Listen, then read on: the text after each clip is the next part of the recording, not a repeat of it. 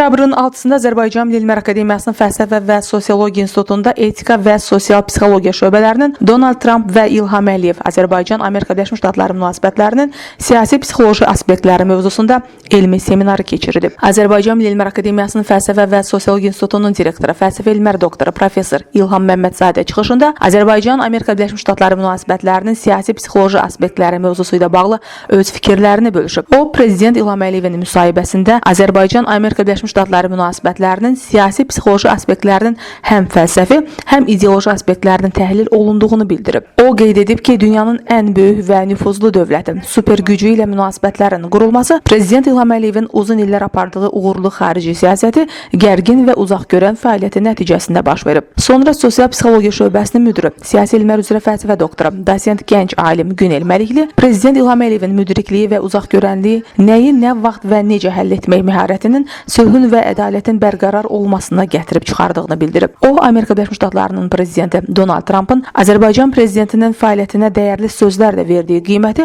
Ağ Evin rəmzi açarını hədiyyə etməsi ilə bir daha təsdiqlədiyini vurğulayıb və qeyd edib ki, bu zəfərimizin suverenliyimizin tam bərpasının məntiqi nəticəsidir. Leyli Naimiq qızı, Fərid Həşimov, Elm TV.